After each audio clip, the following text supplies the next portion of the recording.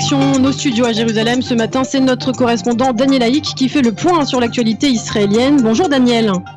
Bonjour Ilana. Alors Daniel, in extremis, le spectre d'une quatrième élection en Israël en moins de 2 ans a été levé hier soir à la Knesset.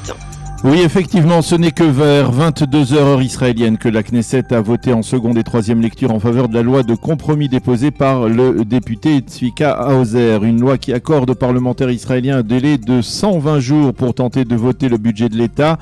La nouvelle date butoir est désormais le 23 décembre prochain à minuit. Si à ce moment-là, le budget de l'État n'est toujours pas voté, alors la 23e Knesset sera automatiquement dissoute et le pays se projettera vers des élections qui auront lieu 90 jours plus tard, vers la fin du mois de mars 2021. 67 députés de la coalition ont voté en faveur de ce projet de loi de report et de compromis. 37 s'y sont opposés. Cependant, pour l'ensemble de la classe politique israélienne, le pessimisme est de mise face à la méfiance et à la défiance qui règne actuellement entre le Likoud et Bleu-Blanc et entre Benyamin Netanyahu et Benny Gantz. On a beaucoup de mal à imaginer que les 120 prochains jours se dérouleront dans une atmosphère d'harmonie et d'efficacité. Hier, Benyamin Netanyahu a déclaré qu'il serait irresponsable d'aller vers des élections sans budget de l'État et à la veille de l'ouverture de l'année scolaire. Quant à Benny Gantz, il a prononcé avant le vote un discours très ferme dans lequel il a affirmé qu'il ne permettra pas que l'on continue à humilier son parti. Les 100 jours de silence et de retenue sont terminés, a-t-il déclaré.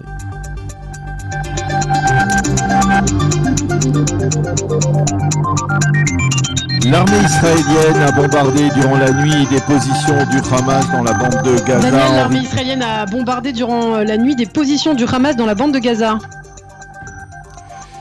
Oui, effectivement, l'armée israélienne a bombardé durant la nuit des positions du Hamas dans la bande de Gaza en riposte à la poursuite des lancers de ballons incendiaires vers le territoire israélien. Hier, on a recensé durant la journée d'hier des dizaines de foyers d'incendie provoqués par ces ballons. Ceci étant, on est peut-être à la veille d'un retour au calme dans la région. En effet, le Qatar a promis d'augmenter l'allocation mensuelle qu'il verse aux dirigeants du Hamas à Gaza de 25 à 40 millions de dollars et de prolonger ce virement jusqu'au mois de mars prochain.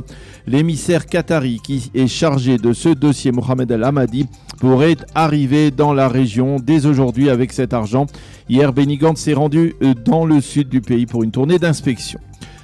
Le cabinet restreint pour la sécurité nationale doit se réunir la semaine prochaine pour redéfinir son approche à propos de la restitution des corps des terroristes palestiniens. Selon un document du bureau du ministre de la Défense Benny Gantz, Israël a l'intention de ne pas restituer les corps des terroristes tant que le dossier de la restitution des corps des soldats Hadar Goldin et Oron Shaul n'aura pas été résolu. Après la visite hier du secrétaire d'État américain Mike Pompeo et son départ par vol direct de Tel Aviv vers Khartoum, au Soudan, c'est au tour du chef de la diplomatie britannique, Dominic Raab, d'être aujourd'hui en visite en Israël. Le ministre s'entretiendra avec Benyamin Netanyahu, Benny Gantz, ainsi qu'avec son homologue Gabi Ashkenazi. Raab a l'intention de prôner auprès de ses interlocuteurs israéliens la reprise du dialogue avec les Palestiniens, qui est selon lui la clé de tout règlement du conflit entre Israël et le monde arabe. A noté également, hier, M. Netanyahu a révélé qu'il s'était entretenu avec le président Vladimir Poutine, essentiellement de la coordination entre Tsahal et l'armée russe dans les cieux syriens.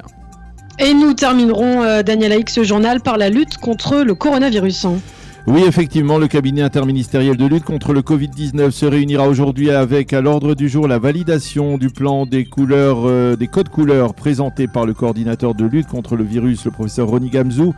Le cabinet doit également envisager l'éventualité d'imposer un couvre-feu, même partiel, durant les fêtes de Tishri. Et pourtant, hier, il a été envisagé d'accorder un allègement sensible dans les synagogues, en particulier dans celles des villes et localités dites vertes, c'est-à-dire dans lesquelles le taux de contamination est particulièrement bas. Mais pour l'instant, aucune décision n'a été prise à ce sujet. Autres dossiers qui seront débattus par le cabinet Corona, la rentrée des classes et l'intention d'empêcher les disciples de Rabbi Nachman de Breslav de se rendre à Ouman pour les fêtes de Rosh Hashanah. Au cours des 24 dernières heures, on a recensé 1500 nouveaux cas de Covid-19 en Israël. Le nombre de malades actifs est de près de 22 000, dont 420 sont dans un état grave, 115 sous assistance respiratoire. Le nombre total de décès depuis le début de la crise, 847. La météo pour terminer, temps plus chaud sur l'ensemble du territoire. Il fera aujourd'hui 31 degrés à Jérusalem et à Tel Aviv et 40 degrés à Eilat. C'est la fin de ce premier journal d'information.